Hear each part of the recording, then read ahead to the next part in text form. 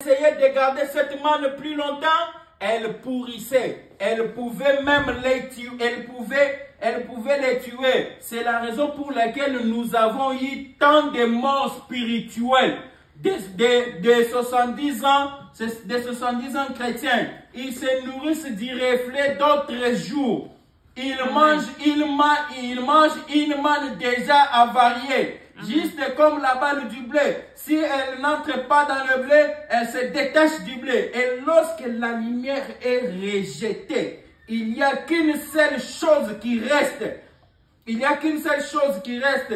Être jeté dans les ténèbres. N'importe quelle partie de la nuit qui refuserait de voir la lumière retourne dans les ténèbres. Il en est de même de l'évangile. Dans l'évangile, dans chaque âge, il a été démontré que ces temps-ci, nous vivons dans cela. Amen. Nous vivons dans ces temps-là. Je suis dans la brochure intitulée « Exposé des 7 âges de l'Église ». Je suis à la page 225. La mort spirituelle est entrée.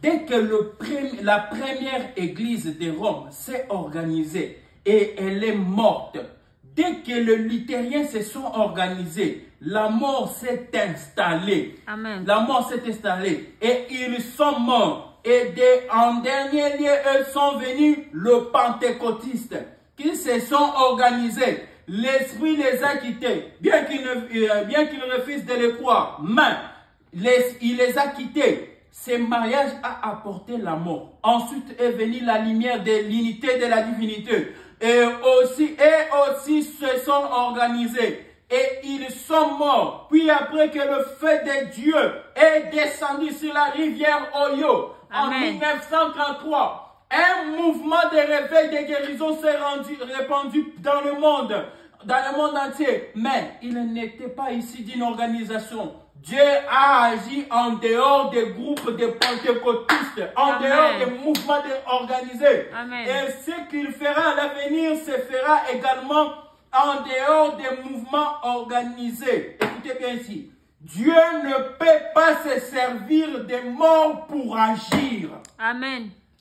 Dieu ne peut pas se servir des morts pour agir. Il ne peut agir que par le membre vivant. Amen. Il ne peut agir que par le membre vivant. Ces membres vivants sont hors de Babylone. Ainsi, vous voyez la mort où l'organisation est entrée. Et l'église est morte. Pour être clair, la mort s'est installée là où peu de temps auparavant, seule la vie régnait. Les changements du système. Lorsque Dieu quitte un endroit, ce qui entre dans cet endroit, c'est la mort. Amen. Si vous vous référez à ça, vous mourrez spirituellement. La mort spirituelle. Amen. William Branham ici, il dit, ainsi vous voyez la mort où l'organisation est entrée et l'église est morte. Amen. Une mort spirituelle. Et l'église est morte. Ou pour être clair, la mort s'est installée là où peu de temps auparavant, seule régnait la vie. Amen. La vie régnait où? Nous allons lire. Je suis dans la brochure qu'il a intitulée La cruauté du péché. 138. Sur le paragraphe 138. J'ai dit, frère, le printemps approche.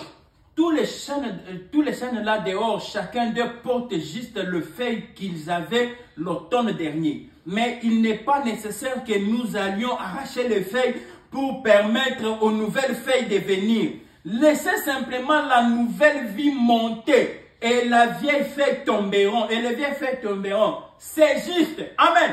Écoutez, puis-je dire également ceci.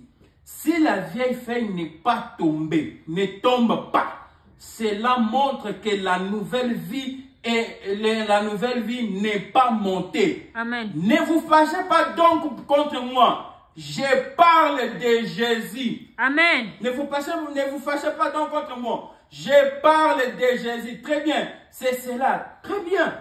Je prends le plus grand flash d'information. Le paragraphe 28. L'église aujourd'hui a pourtant changé par rapport à ce qui a été l'époque de la Pentecôte.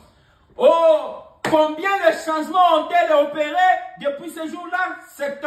Aujourd'hui, c'est comme si les églises se réunissent pour adorer.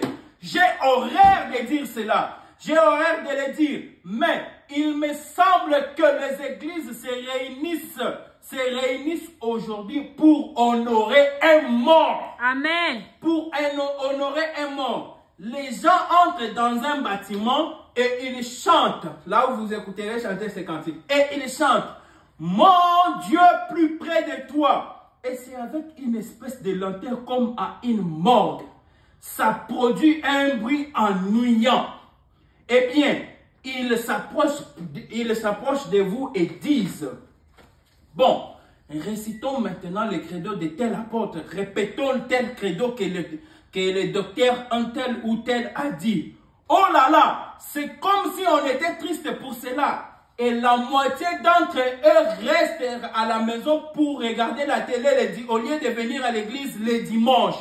C'est vrai, mort. Juste un cadavre ambulant. Écoutez, juste un cadavre ambulant. Un cadavre qui prêche donc un cadavre. Qui cherche à parler d'un cadavre. Qui cherche à parler d'un cadavre qui a vécu autrefois. Et qui a vécu dans une tombe. Amen. Il y a bien des années. Un cadavre. Et ce n'est qu'un cadavre. Un cadavre et un cadavre. Ils vont adorer un Christ qui est mort il y a 2000 ans. Amen. Ils vont adorer un Christ qui est mort il y a 2000 ans. C'est pratiquement la condition exacte de l'Église aujourd'hui. Amen. Cherchant à adorer un mort. Au lieu d'adorer, au lieu d'acclamer un vainqueur. Amen. Amen. Amen. Un Christ qui est mort depuis 2000 ans. Au lieu d'acclamer qui? Le vainqueur. Je suis dans la brochure intitulée Un témoignage. Je suis dans la brochure intitulée Un témoignage. Je suis à la page 3, au paragraphe 3. Eh bien, concernant la grande trinité divine de Dieu, au jour d'aujourd'hui, tout cela c'est un seul Dieu. Tout cela c'est un seul Dieu. D'être dans une trinité, la dispensation du Père, la dispensation du Fils et la dispensation du Saint-Esprit. Or, si un homme rejetait Dieu à l'époque de la dispensation du Père sous Moïse et la loi, eh bien, il était mis à mort. S'il désobéissait à Dieu et qu'il violait son commandement. Quand Jésus est venu, il a dit, maintenant, quiconque parlera contre moi, le Fils de l'homme, il lui sera pardonné. Mais celui qui parlera contre le Saint-Esprit, il ne lui sera jamais pardonné. Amen. Ni dans ces siècles, ni dans les siècles à venir. Ni dans les siècles à venir. Donc, rejetez le Saint-Esprit ce soir. Rejetez le Saint-Esprit ce soir. C'est plus grave que rejeter Dieu le Père du temps de Moïse ou rejeter Jésus-Christ quand il était ici sur terre. Amen.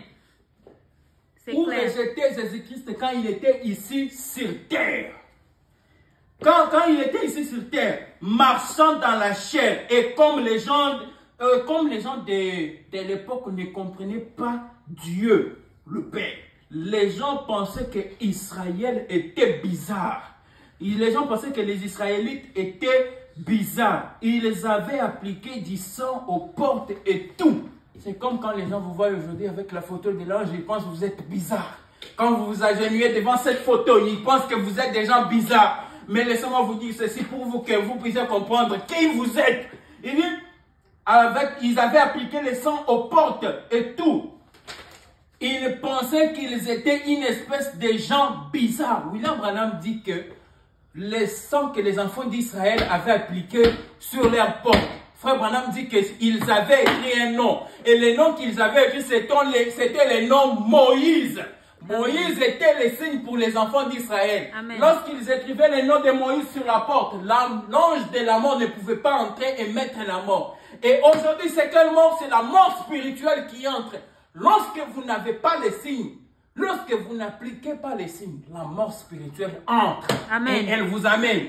Écoutez, les gens pensaient qu'il y était une espèce bizarre de gens. Et puis, ils ont confectionné une religion à l'époque et en ont fait une religion universelle. Et puis la chose suivante qui est arrivée, c'était Jésus. Quand il est venu, il a bien taillé en pièces tous les fondements de cela. Et ils pensaient qu'il était un imposteur. Mais il était exactement conforme à ce que les Écritures disaient. Amen. Et qu'il devait être. Mais ils l'ont rejeté. Ils ont rejeté qui? Jésus-Christ. Ils l'ont rejeté. Autrefois, ils ont pensé qu'Israël était déjà bizarre. Dieu a envoyé Jésus, ils ont rejeté Jésus. Ils l'ont rejeté. L'Église l'a rejeté. Eh bien, alors puis après le départ de Jésus, le Saint-Esprit est venu. Amen. Le Saint-Esprit est venu. Et maintenant, il se fonde sur Jésus pour rejeter le Saint-Esprit. Amen. Il se fonde sur qui? Jésus. Sur Jésus pour rejeter le Saint-Esprit. Exactement comme les autres l'ont toujours fait. Voyez-vous? Exactement comme les autres l'ont toujours fait. Je suis dans une église séduite par le monde. C'est une église séduite dans le monde. Je suis par le monde. Je suis au paragraphe 45. Et c'est ce que l'église a fait. Elle a adopté ça. Elle a adopté ça. C'est ça. Elle a adopté la politique, l'éducation. Elle a adopté l'organisation. Elle a adopté l'organisation, la société, les grosses églises de prédication au style, des prédicateurs au style pompé. Et lorsque le vrai roi vient, ils ne les reconnaissent pas. Ils sont en train de crucifier le Saint-Esprit. C'est lui-là même qui est leur roi. Amen. Ils sont en train de crucifier le Saint-Esprit. C'est lui-là même qui est leur roi. Ils ne le reconnaissent pas, mais ils rient de lui. Ils se moquent de lui. Ce que les Juifs ont fait à leur Messie. Amen. Ce que les Juifs ont fait à leur Messie. L'Église aussi est en train de faire à son Messie. Amen. Les Juifs, ce que les Juifs ont fait à leur Messie, l'Église aujourd'hui est en train de faire ça à son Messie. Amen. Pourquoi le changement s'est opéré? Lorsqu'il y a un changement, vous devez être rapide pour comprendre qu'il y a un changement ici. Les changements s'est produit. Sinon, vous allez vous retrouver en train d'adorer un cadavre. Et vous allez devenir un cadavre. En train de parler de qui? D'un cadavre qui a vécu des 1000 ans. Un Christ qui est mort. Amen. Vous allez vous retrouver à ça. Si vous ne vous dépêchez pas, vous allez vous retrouver à ça. Adorer un cadavre. Vous allez adorer un cadavre. Et c'est là, ça